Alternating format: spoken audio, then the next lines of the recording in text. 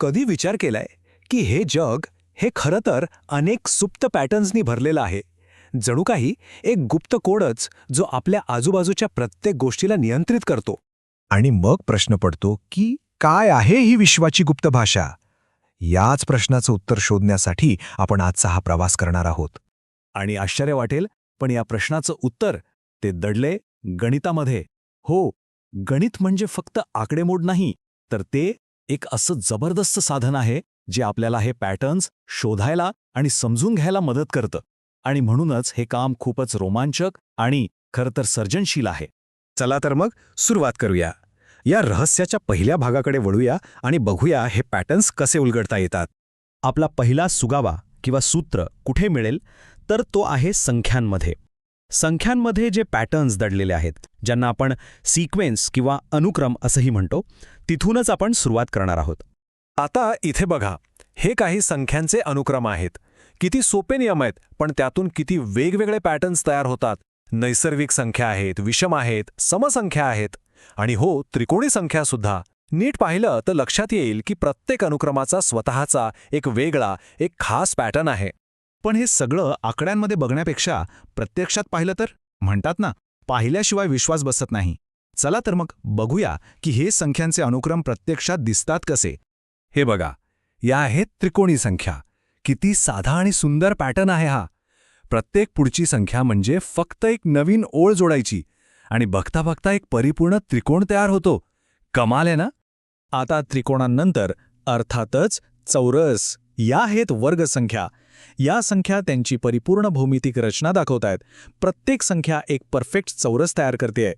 आणि गंमत म्हणजे हे पॅटर्न्स फक्त 2 मितींमध्ये म्हणजे सपाट कागदापुरते मर्यादित नाहीत. घनसंख्या ह्या तर आपल्याला थेट 3D म्हणजे त्रिमितीय अवकाशातच घेऊन जातात आणि तिथे त्या परिपूर्ण घन म्हणजे क्यूब्स तयार करतात.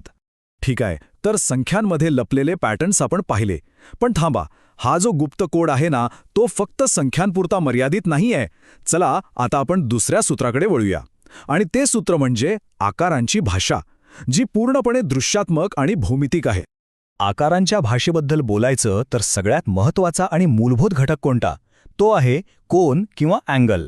अगदी सोप्या भाषेत सांगायचं तर जेव्हा एकाच बिंदूतून 2 रेषा बाहेर पडतात तेव्हा त्यांच्यामध्ये जो गॅप तयार होतो तो म्हणजे कोन. हाच तर आकारांच्या भाषेचा पाया आहे. आता कोण वगैरे ऐकून थोडं अमूर्त वाटू शकतं, पण खरं तर ही गोष्ट आपल्या रोजच्या जगण्याचा भाग आहे. उदाहरणार्थ, ही कात्री बघा. तिची 2 पाती उघडल्यावर त्यांच्यामध्ये काय तयार होतो? एक कोणच तर.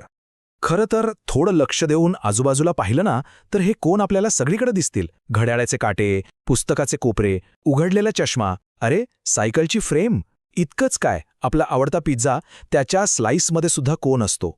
बरं, आत्तापर्यंत आपण 2 सूत्र पाहिली, संख्या आणि आकार. आणि आता आपण ह्या विश्लेषणाच्या शेवटच्या आणि सगळ्यात महत्त्वाच्या भागाकडे आलो आहोत. इथे आपण हे दोन्ही धागे एकत्र जोडणार आहोत आणि तेच खरं रहस्य उलगणार आहोत. तर मग तो खरा प्रश्न काय आहे? तो हा आहे की संख्यांचं जग आणि आकारांचं जग हे एकमेकांशी जोडलेलं कसं आहे? ह्या प्रश्नाच्या उत्तरातच तो आहा मोमेंट लपला आहे. आणि हे बघा, ही गोष्ट खरंच विलक्षण आहे. इथे काय होतंय नीट बघा. प्रत्येक वेळी जेव्हा आपण पुढची विषम संख्या म्हणजे ऑड नंबर जोडतो तेव्हा ठिपक्यांचा एक एल आकाराचा गट तयार होतो. आणि मग हे सगळे एल आकार एकत्र येऊन काय बनवतात?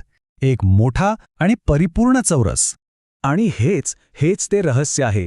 पहिल्या एन विषम संख्यांची बेरीज केली तर उत्तर नेहमी एक पूर्ण वर्ग संख्याच येते. संख्या आणि आकार यांच्यातला हाच तो अद्भुत संबंध आहे जो आपण इतका वेळ शोधत होतो. हे एकदा समजलं ना, की जणू काही आपण विश्वाचा तो गुप्त कोड वाचायलाच शिकलो आहोत.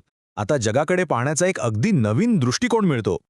तर मग आता पॅटर्न शोधण्याची ही नवी दृष्टी तर मिळालीये. आता जरा विचार करा, आपल्या आजूबाजूला असे आणखी कित्येक तरी गुप्त पॅटर्न्स लपलेले असतील, नाही का?